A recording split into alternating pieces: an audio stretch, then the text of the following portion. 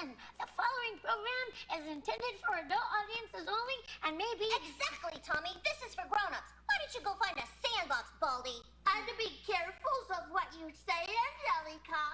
Yeah, looks like your words is getting typed out. Stop that! Hey, who are you calling bossy, you lousy, unscrolly thing? Hey, I'm supposed to be the star. You better quit at this instant. Calm down, Angelica.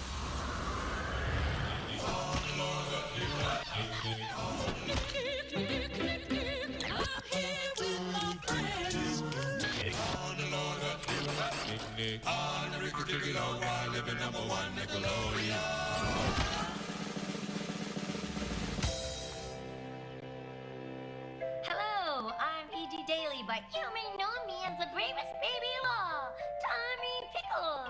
Angelica Pickles here. I mean Cheryl Chase. I'm Kath Susie. But sometimes I go by Phil And Leo. and their mother Betty. And I'm Melanie Chartoff I was the voice of Dee Dee Pickles and Grandma Minka. on Rugrats. Tonight, we're on the Orange Couch celebrating the 25th anniversary of Rugrats. We'll be sharing stories from our days on the show and answering your questions. It's all part of the 25-year animation celebration. So hang on to your diapers, babies. We're going in.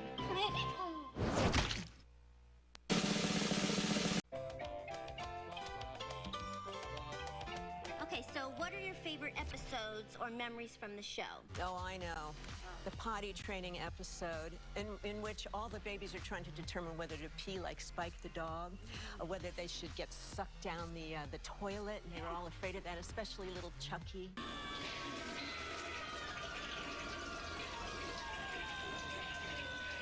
I think I went through those feelings myself of being afraid of being sucked down the toilet. I wonder sometimes, yeah, myself. I personally loved the one when Chucky's bug Melville died. Remember he had a little potato bug? He didn't die. He's alive, I tell you. Alive, alive, alive. I loved the one where everything was seen and heard from the point of view of Spike the dog. So we all found food. Go for a walk, Spike. What's a tablet head, Spike? I think a little time, not right. Remember the one where Susie was accusing Angelica of stealing her tricycle? What's the matter? Ain't you never seen a tricycle before? Angelica goes, I may push you off of it. I may break it. I might push you off your bike or crash into it or maybe even throw it out a window. But I would never steal it. So hey, Angelica had her code of honor. Yeah. You know.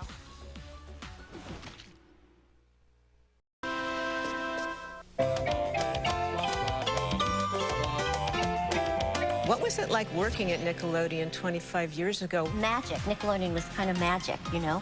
And I think like Rugrats was one of those pivotal shows for Nickelodeon. It was just one of those magical shows. Nickelodeon was one of the first standout cable networks, and we were part of the launching of that. Yeah. Yeah, I mean, Rugrats and Doug and Ren and Stimpy, it's like they're trailblazers. Great shows. They set the tone for the rest of the cartoons in the 90s. I mean, how many times does someone come up to you and say, you are the voice of my child? I know we've all heard Had that, always. All the time. Babies. That means no stupid Rugrats, especially those named Tommy, Chucky, Phil, Lil, Dill, Kimmy, or even Susie. You can't watch! You can't watch! Quiet, Angelica. It's time for the 25-year animation celebration. Oops.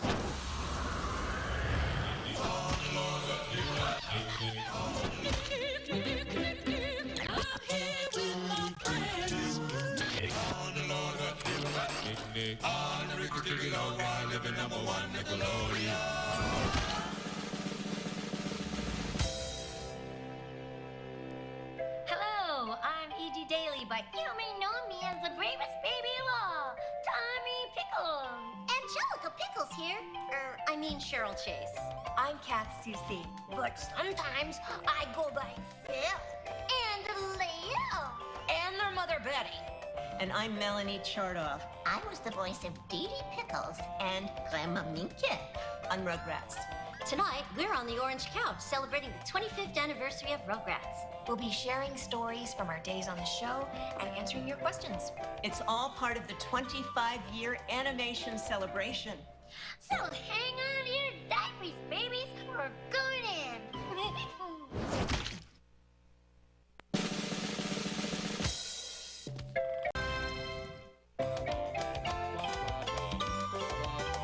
Wow. Do you get any catchphrase requests? Yes. I get, hold on to your diapers for going in, or a baby's gotta do what a baby's gotta do, or rap time.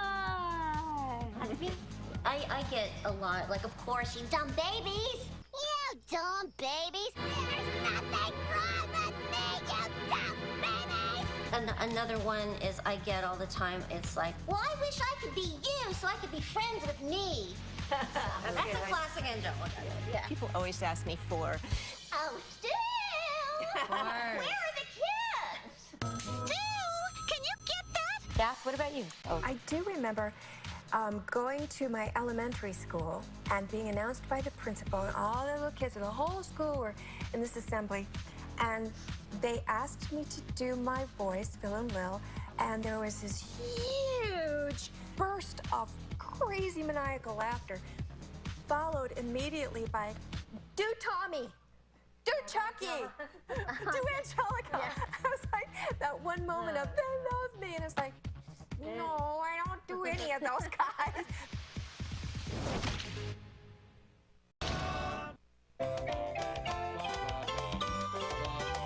My darling, would you please ask a question for us? Thanks, Auntie. Okay, would you ever want to voice another character on the show? Never! Stupid babies. Yeah, I would love to be Angelica. Oh, really? Competition. I was always such an angel, Dee Dee, you see, and this Let me way hear I your get... Angelica. Let me hear. Stupid babies. Oh my God, you better watch out, girl. Do you know what I came across not too long ago? I found a little old cassette tape of me practicing for my audition. Oh, and I auditioned for Tommy, and I auditioned for Angelica. And let me just say, the casting was genius because my little renditions were nowhere near what they ended up. Let me try you. You dumb babies. Uh-oh. No, I better watch. no. Oh, come on, you can do it. Come on, one more time each. Take two. Take two. Tommy's sweet. He just don't have mind his own business. Bring out your wild child. Come on. You dumb babies. There you go.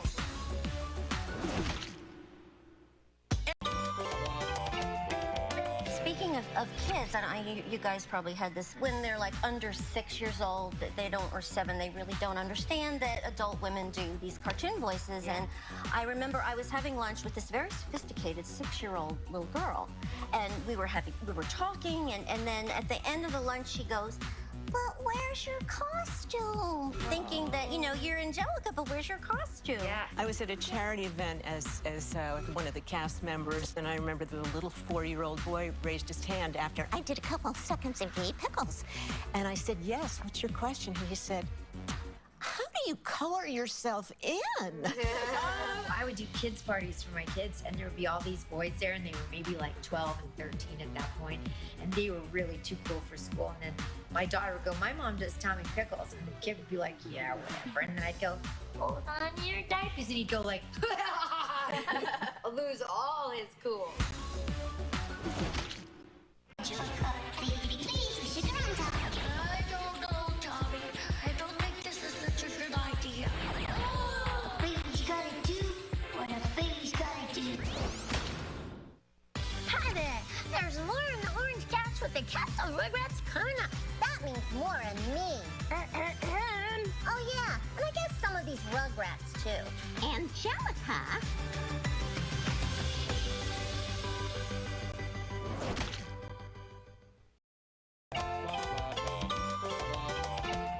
Are there any funny stories from the show that the fans might not know? So I'm in a Rugrats session. I was pregnant, very pregnant, and we're doing Rugrats, and I'm doing, oh, Chucky, I really love the way you dance, or whatever my line was. Then I'd be like, hold, please.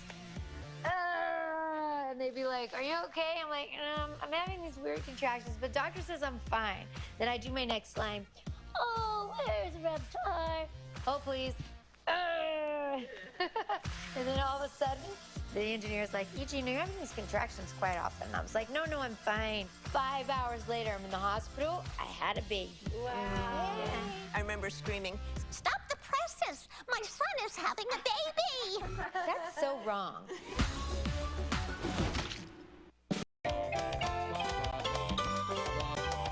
You know, I don't know if you remember this or not, but we used to record in a booth that was, what, 8 by 8? Yeah, it was really padded, corduroy walls, no air conditioning. Yeah. Remember all the crying we had to do? We should give them a little sample of what that was like. Crying? Yeah, you ready? 1, 2, 3. All together?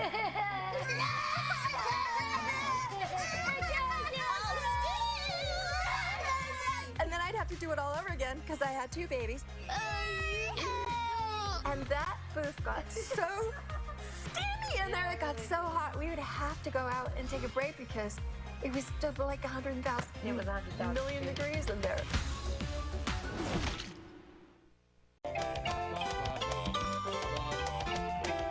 Why do you think Rugrats still has such an impact on pop culture today? And how do you guys feel about seeing it 25 years later?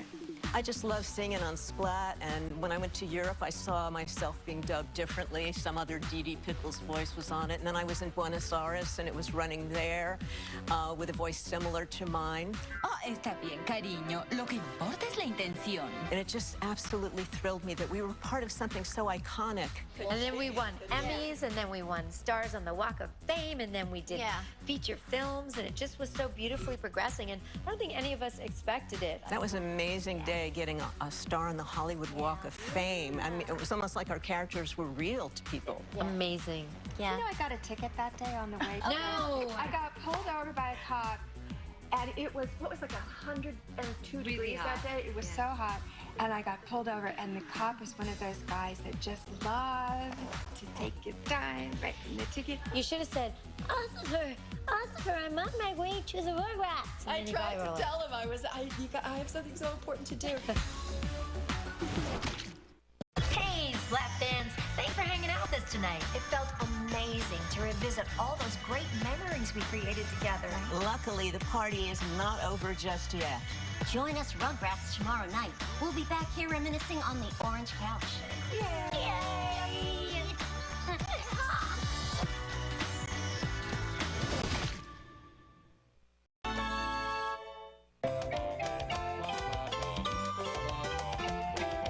Angelica, would you pass me the bowl?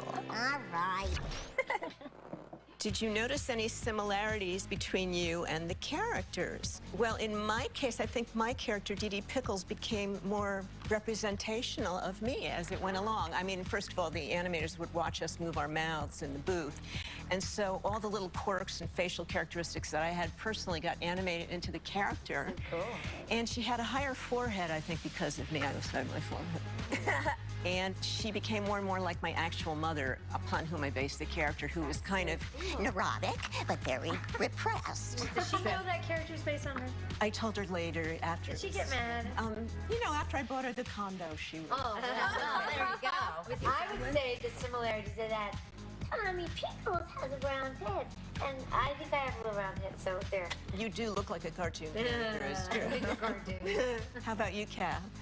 Well, I guess some people might say I'm a little bit of a split personality, so I guess the twins could... I think Cass Susie is the Sybil of cartoon characters. Oh, She's like so many different characters inside her. That is pretty skitsy. For Angelica, you know, when I went to the audition, I looked at the character and I said, wow, she has blonde hair, she has chubby cheeks like me. And so I thought, well, what would I sound like if I were 3 years old? So I just squished my vocal cords, and the rest is history.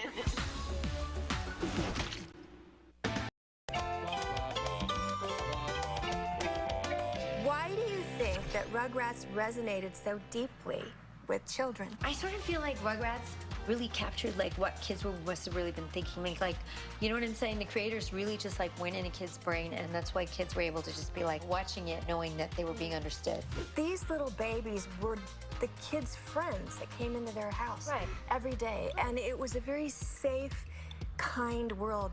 The parents were sweet, and the grandparents were sweet, and the babies cared about each other and loved each other.